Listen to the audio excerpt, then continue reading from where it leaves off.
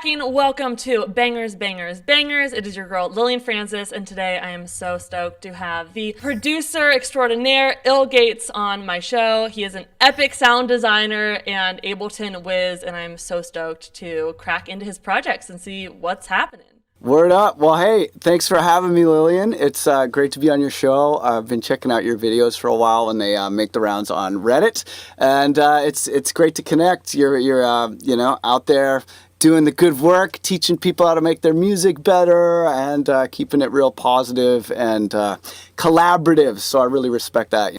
Yeah, and you've been super open about your production techniques and your skills. You just scatter your knowledge all over the internet, everywhere, and you teach a shit ton of people. So yeah, we appreciate you coming on and sharing your knowledge. So today you're going to be talking about your song Krakatoa. Will you tell us a little bit more about how this came to be? Krakatoa is a song with a long and colorful history. This is the project file. It started with this sample of fish. This was the spark.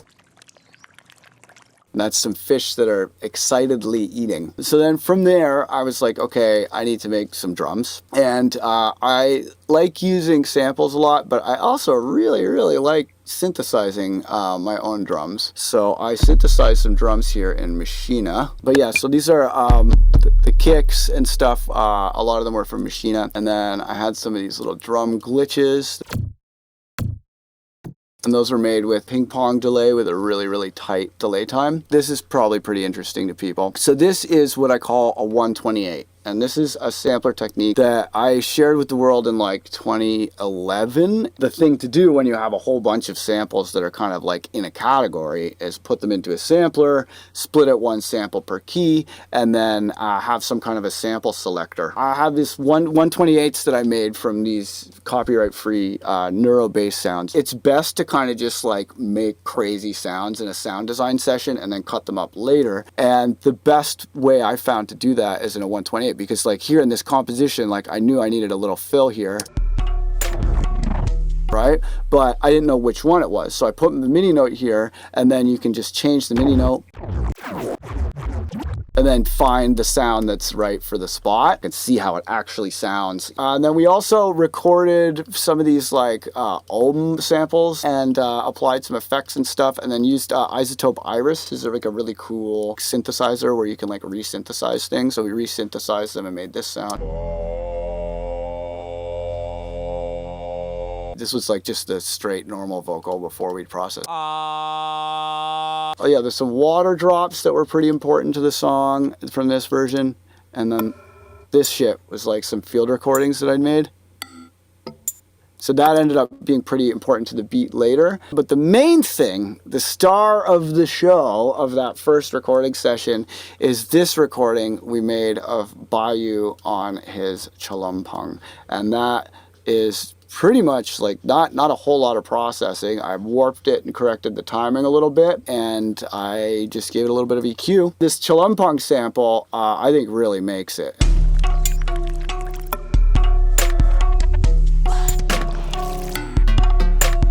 Once we had that, I was like, okay, that's it. That's the face of the song. When I'm kind of trying to get a high-fidelity mixdown, the answer is often not more plugins, but less plugins.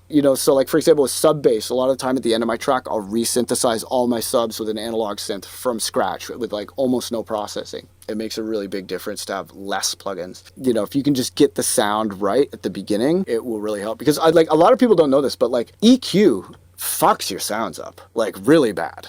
Here, I'll show you. This is a little public service I'll provide here. So we've got a saw wave here. Most people assume that nothing bad happens when you high pass a sound that has no frequencies in the bottom. Because let's see, look at this, and you can see there's not much going on below the fundamental here. Here, that's the top. There's not much big empty gap there, right? So if you EQ that out, nothing happens, right? Wrong answer. Stuff totally happens when you're EQing parts of the sound that there's nothing in. And I'll show you that now. So here's our saw wave, and watch what happens to the saw wave as I sweep the high pass up. we're still like an octave below the fundamental when that's happening. So anytime you're EQing anything, the transients are getting all out of alignment. People are like, oh, you put a high pass on every channel because you should. And it's that should thinking that is ruining your audio fidelity. The only reason to use anything is because it solves an identifiable problem. So sound design, does this sound like I want to sound? Yeah, experiment till you get it. But once you've got it the way you like and you're trying to just transparently make the mix work, you ask yourself the magic question, does this sound need to stand out more? Does this sound need to blend in more? And usually you can solve that with volume leveling and muting. Those are your most important tools. If volume alone is not enough, then you ask yourself, does an aspect of this sound need to stand out or blend in? And then you use a plugin to solve that problem. But don't just put plugins because you think you should, because you're ruining your shit. Hermodi was nice enough to hook me up with this preset, and I adapted that and made this bass line.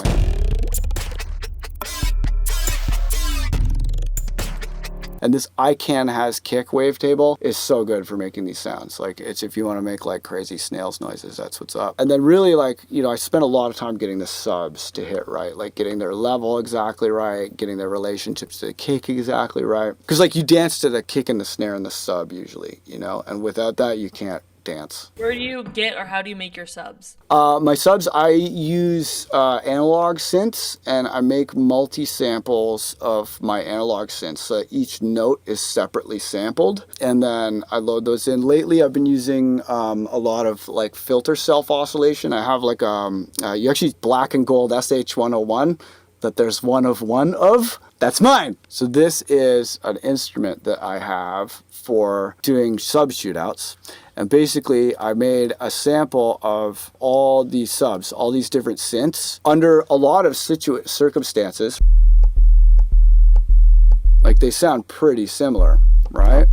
But when you process them, that's when you start to notice things. And a great way to do that is if you get OTT and you put a couple OTTs on it, then you're going to be really hearing the texture of this sound. And this will kind of give you an idea of what sorts of sounds it's going to make when it distorts.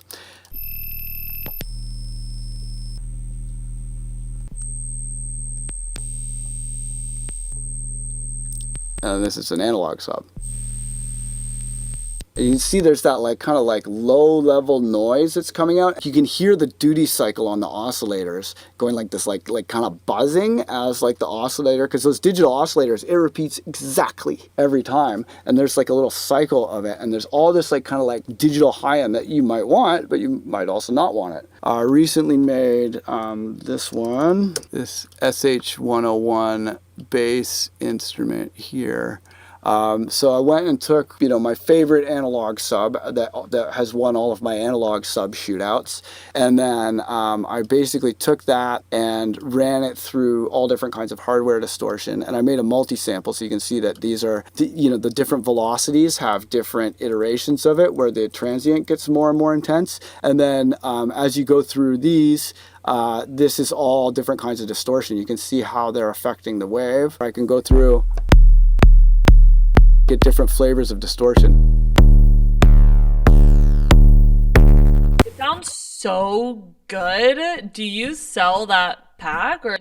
Yeah, it's only in the Ill Methodology Complete Collection, which is on Producer Dojo, but it's only in the Complete Collection. So that's the VIP shit. Hey, it's ill.Gates. Thank you so much for watching. Lillian and I put together a special pack for you. So click the link in the description and get your download on. These things are awesome. Check them out.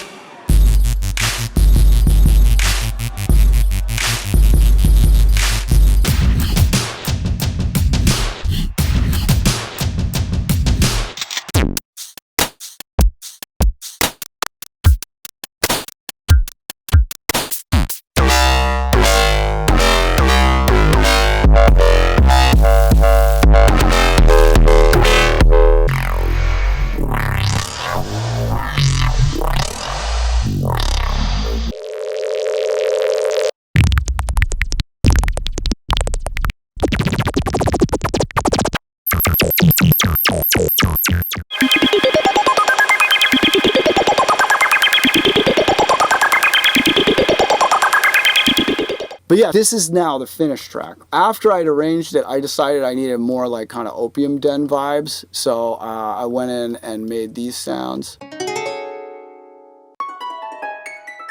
This is like an arpeggiator that I made with my Moog Little Fatty. And then there's these vocal chops. There's some instruments that I made with Ableton tension. That's just like a normal tension patch, but I applied some vibrato with pitch wheel. And then I went and created this kind of tweaky guitar thing, again with Ableton tension. And to use that, I use the Oxford Inflator, which is a really nice saturation that's often used for mastering. I wanted to like hit the distortion pretty hard, so I put a clipper on and like punch the transients up to get that kind of clicking on it. And then of course, everyone's favorite multi-band, OTT, and that got this thing pretty thick. And then one thing, if you want to get your bass thick on OTT, open up the threshold like that. Right, so that works on the Ableton OTT too. People are like, why does my OTT just doesn't sound bassy? That's why. You need to move those thresholds to the right. This Moog sub, this was going out to my old Moog Little Fatty to remake all the subs. Like I said, remaking all the subs at the end. You have a lot of different basses happening at any given time, right? You have a couple? Yeah, but only one layer of subs. So all the basses are kind of going back and forth in what I call like a checkerboard, you know, where there's like lots of different things taking turns being the only thing. Yeah, and then basically all those basses are kind of going back and forth as a checkerboard. And then this is like a group that I have on my basses. And then this is like drums. All my drums are going through this group. So it's using the sends as groups because you couldn't do groups in groups back then. But yeah, so usually I'm trying to just kind of solve things in the most high fidelity way I can. When you want something to sound loud on a PA, you want as close to one sound at a time as you can get. If it's just one sound at a time, you don't even really have to mix them that much. They just need to be loud and not in each other's way. Because mixing is taking more than one thing and putting them together. And if there's only one thing, no problem, right? Then you can just like make it as loud as it goes, one thing at a time. It'll sound awesome on a giant sound system. But where people run into trouble is they're like, I want the track to be so much. I'm going to use all the things all the time. You're going to make a mess. It's going to sound terrible on a PA system. So here's where it's done stemming, etc. And then I made the VIP, and we'll open up the VIP because the VIP is really our focus today. Because the VIP is the recent one where everything loads properly. But that's a little bit about the history of the track. I was like, okay, I'm going to basically remake a new version of this track that is going to be, you know, a different genre and a different feel. So the intro is pretty much the same. You know, I added some additional taikos. There's this instrument called the pipe from Soma Electronics. It's like a contact mic with a bunch of digital signal processing, and it's really rad. So I made more pretend monks, and this was me. This is my friend Gala, who is a throat singer, and then basically layered up like 10 of her and pitch shifted them all and made. So then, you know, I went in and I basically redesigned all of my drums here. And you can see I've got my clap offset by 5 milliseconds early, so it happens slightly before the kick. The snare is happening slightly late, but playing with those track delays and stuff really helps to get drums in the pocket. The hi-hats are again early, and like I've kind of gone through and played with the timings of a lot of these sounds. Percussion group, this just has tons of like hand drums and shakers and all kinds of stuff, and this is doing a lot of the work in the new beat. And then that whole percussion group has LFO tool, which is doing a MIDI sidechain because it's much, much cleaner and more accurate than audio sidechaining. So that together with the muscle beat, it's so important with like house music to have things be nudged like not quite on the grid, because then all your transients don't happen at the same time and you can tell them apart from each other more. And then yeah, you can see the claps are changing, you know, like in this section I'm using this MIDI note in the 128 is going to one clap, and then this section has another clap, this section has another clap. So one of the advantages of 128s is you can make your whole drum kit change really easily. So the different drums are happening, you know, the different sections have different drums. This was a top loop from one of my libraries. and then I separate it into left and right and only put reverb on one side. That's a really good technique, especially if you have another sound that has only reverb on the opposite side. Right, so you have dry on one side, reverb on the other, and then you have another sound that's dry on this side and reverb on this side, and they kind of balance each other out. Yeah, same thing with these shakers too. And they're different shakers, so it's the same rhythm, but it's like different in each speaker. Then there's this white noise shaker that I made. When you turn the rate all the way down but leave retrigger on, you get a random value with each note press. So I have a random value going to the pitch and a random value going to the panning on this shaker. So, you know, every time it hits, it's like, there's also like random pan here. I added a little bit there, a little bit of random velocity, and they all just kind of fit together. Oh, my dog needs to go outside. Okay, you want to go? Get out of here then. But don't bug me when you want to come back in. Basically, you know, I spent a long time kind of composing this really stereo, really layered percussion situation because I really wanted the drums to be driving this and the percussion section to be driving this. But my whole percussion group is getting sidechained out of the way of the kick and snare. I use the Pultec kick trick. This is just like how you get the big bottom on kick. So you boost 30 and then you cut attenuate just above that. So you can boost up the very bottom of the bass and then strategically cut above that. Like if you have too much stuff below the crossover of your sub, you're taking away power from the actual sub bass. You know, a lot of the time, like to make a kick sound good, you need like less 100 and more 40. You know, if your kick has too much of that like punch at 100 and not enough sub, it just doesn't sound good. And you can keep compressing and turning it up and be like, why is this kick not banging? And it's because the balance between like 100 and 40 is off. And this EQ, it was like one of the first EQs to specifically address that issue with drums. And then you can also, likewise, you can boost and cut in the highs. So you can boost, like, typically people will use a boost in the pain zone on like a snare to get that like sharp tuck, tuck, tuck. And then you cut in the very, very highs. This Pultec EQ is definitely something to know about. Yeah, my kick is like really low passed in some spots.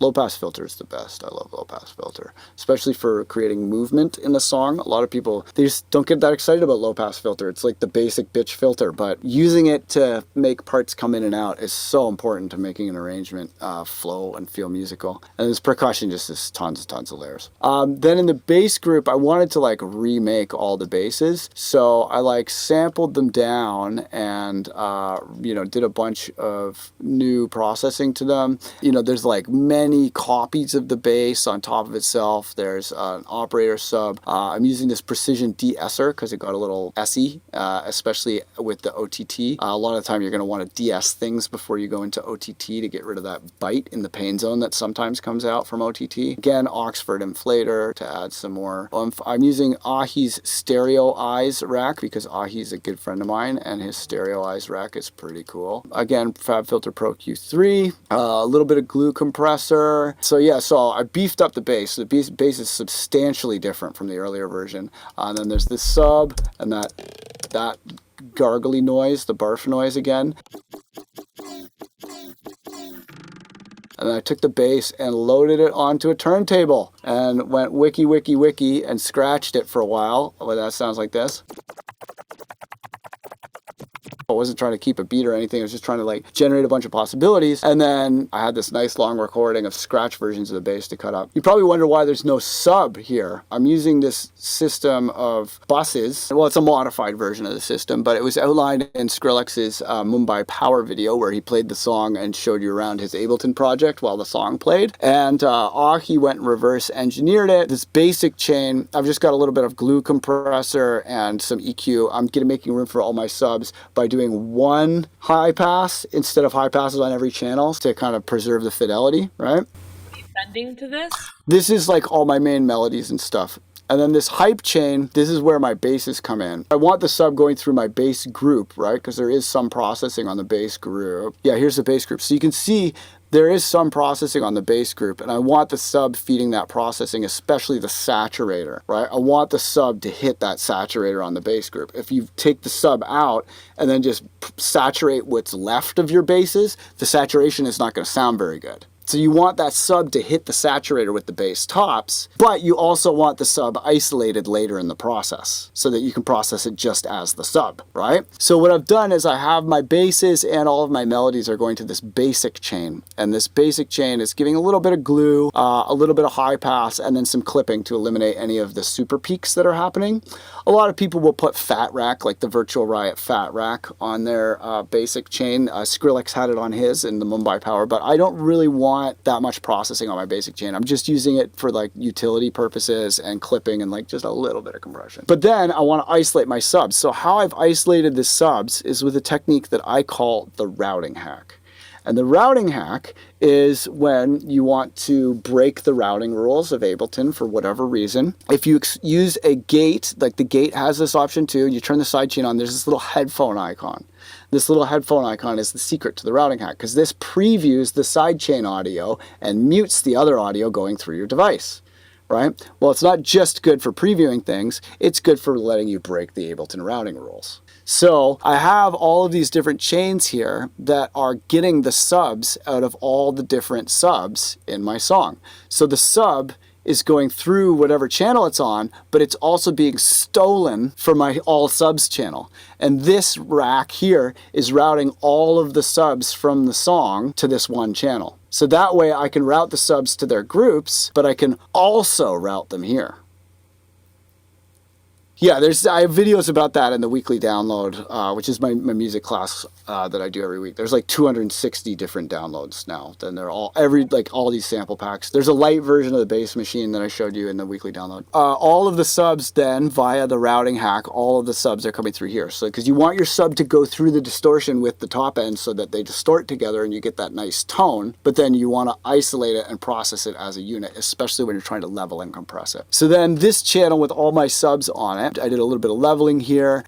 This is a dry chain and then some quiet erosion that's been high passed just to get some sizzle up top on the subs for definition. Then all the subs are running together through Sausage Fattener. They're running through OTT. They're getting a nice MIDI side chain from LFO Tool. And then they're getting clipped. So if there's any extreme sub peaks after all that compression, sometimes you get funny little transients with OTT, but I'm just making sure that all the subs stay within a very strict level. And then finally, I'm taking all of these subs after all that processing and I'm isolating just the left channel because I don't want to force things to mono. I just want it to be mono. So then the basic chain and the hype chain together go through the comp chain, and the comp chain is where they're being comped together. But that has more side chaining and more clipping. So then this pre-master channel, again, a little bit of clipping. Everything goes to the pre-master channel except for the sounds that I want on top, and the sounds that I want on top are not clipped and they don't go to the pre-master channel because I don't know if you've ever done a DJ set, but if you ever do a DJ set, you can mix like the tiniest amount of high pass, like hi-hat nothing from one channel into another channel, and that flat level from the limited record suddenly has big hi-hat shaped spikes sticking out, right? And that's just from the fact of summing, right? That's just how it works. So even a tiny, tiny signal applied to something that's clipped is going to stick out. You want whatever you want on top sticking out above the clipping so that when it hits the master limiter, anytime that signal that sticks out is loud, it's pushing the whole rest of the thing down. Having your sounds that you want on top going directly to the master and not going through all these buses of clipping is a great way to make them sit on top. So what things would you use for that? Like vocals or? Yeah, vocals, lead elements. Yeah, this vocal, see this goes directly to the master. Not many channels go directly to the master. Who else sticks out on top? Oh, the Celumpong, because that's the face that's like... Are they just getting everything? Like no, they're getting specific tracks. All the subs go to the hype chain, and then the basic chain and the hype chain meet together in the comp chain, and then they're comped with the drums and everything else in the pre-chain, and then that goes to the master where it meets whatever you want to sit on top. So they're being sent via each individual track's output. Yeah, and these are like a cascade of busing. Okay. Like these are not 4 separate outs to the master. Basic and hype together go to comp. Comp goes to pre, where it meets the drums. See, the drums are directly routed to pre. And the percussion I wanted to sit on top too, especially with all that stereo information. So that percussion I opted. Normally I would run it through the pre-master chain, but in this case I opted differently. right? So this sound also got a facelift. I did some EQ, a little bit of compressor, a little bit of the LA2A. I love this compressor. It's like a nice slow optical compressor with a really flattering curve. And then I used this Waves ADT plugin that I just love. And it basically makes a copy of your sound with some like random LFO applied to the timing of it. So you can make a bunch of, you know, like a bunch of tap delays that are kind of like moving around so they don't flange. And then you can get like a really thick sound without that kind of flanging when you stack a thing on top of itself too many times. So when you stack a thing on top of itself tons of times and they're exactly mathematically accurate, you get flanging and it sounds like comb filtering or whatever. But when there's a little bit of randomness applied to those duplicates, it sounds much more like a natural chorus effect like you'd get if someone just sang the same line a bunch of times and they put them on top of each other, because the inaccuracy is random. So I have the left and the right channels, each have that randomness applied, and then you can adjust the volume of them relative to the dry chains. Yeah, so that was happening there. And then I got the flute in. I got a little bit of the Ableton Echo effect here. I love the Ableton Echo effect. It's got a reverb in it and a delay. I'm using both the reverb and the delay. Doing a little multi-band dynamics control here. Again, some ADT, and this time I've got some auto panning on the ADT and some delay to offset it in time. And then there's this recording of Bayou that I didn't use in the original song, but this one got some delay. There's that mouth harp that didn't make it into the original song. And then I made this acid because that's what you do when you have a modular wall next to you. So I just make these like long recordings of the loop and then just cut in the best bits to make your part. So I just sat here running this acid loop through like all different things, just patching and plugging and tweaking until I got like... And then all those modulations and stuff, they've been created with hardware. So they're like nice, they're in phase, they're like, everything is like any of these digital units, they're running at 2496 and they only do one thing with no latency, you know? So you just get a really nice sound using hardware. And then it got a little bit of soothe, of course, and then some delay, transient. Yeah, a lot of the time too, you want to be taking transients off of things. People think it's all about how do you beef up your transients. Fuck no. You want to be getting rid of your transients. Like, transients are a problem most of the time. More on that. The initial attack phase of sound, it's very attention getting, right? And yeah, you want to have like some transients, especially on, you know, sounds like hi-hats and kicks and snares. Like, yeah, there's going to be some transient there always. But a lot of the time, having too much transient in your hi-hat, it forms like a cage around your mix where everything else is like in the back because that transient is so noticeable even at a low volume. So if you, like, for example, have an acoustic guitar in your song and you want an acoustic guitar which has tons of transient to cut through the mix, if those hi-hat transients are louder, it's always going to feel like the acoustic guitar is behind everything. You know, like punchy kicks. People use punchy kicks all the time. Not every song needs a punchy kick, especially if you're trying to make house music. Like, you know, a lot of time you want to bury that kick. You know, you want it to be like serving a purpose and you want it to be deep and subby and driving, but you don't want it to be like flick, flick, flick, flick, flick, because it gets annoying. It's like someone flicking your ear over and over again. So usually the best drum mixes, they've taken the transients off of a lot of the sounds so that the melodies can have transients and sit in front. Because transients are one of those mixed dimensions that's extremely noticeable. The mixed dimensions that are the most noticeable are what I call the three extremes: the highs, the lows, the edges. Transients and the pain zone. Those 5 things. Those are the most important mixed dimensions. But the 3 extremes, like frequency and stereo wise, are just crucial. And then the pain zone is usually where all your definition lives and your leads live. And then transients are like just super noticeable because it's like a little explosion. It's a sudden change. Yeah, so you want to take transients off of things all the time. Reverses, give them some slow panning motion. That can be a really good thing to get you know, risers and sound effecty type sounds out of the way, is to give them like a slow panning motion, because then it's real easy to tell them apart from the sounds that have a stable position.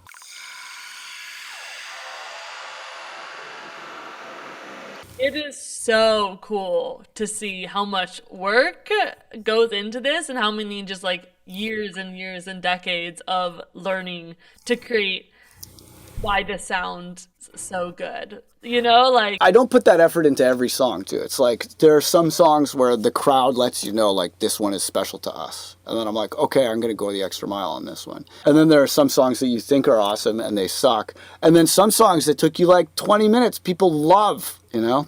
So the only way to find out is to test. You got to either release it or play it live. I don't know how you find time for all this shit and to be talking to me here. Like, thank you. I know you're a busy person, so I really appreciate it. And like, this just seems like so much work. And you got a toddler and a wife. Shit. Yeah, it's I don't know. I don't really watch a lot of TV. Have any other hobbies? Cooking. I really like cooking. No plates, baby. Oh, okay. Yeah, I've heard of this. What's your like favorite thing to cook these days? My favorite thing to cook, I mean, I probably like sous vide. Making stuff in the sous vide is what's up because you can do like big batches of meal prep and then freeze everything. And then you just pop it in the sous vide and all you got to make is sides, you know? And then when your friend comes over, you just make a salad. And you just like put on some rice in the rice cooker, do your main in the sous vide, and then you just like make a salad. And you have this awesome like multi-course meal, you know? Dude, hell yeah. Shit, if I'm ever in Canada, I'm gonna hit you up. We got guest studios here too. It's pretty sick. Cool. Well, that pretty much breaks down the whole track, so Cool. yeah.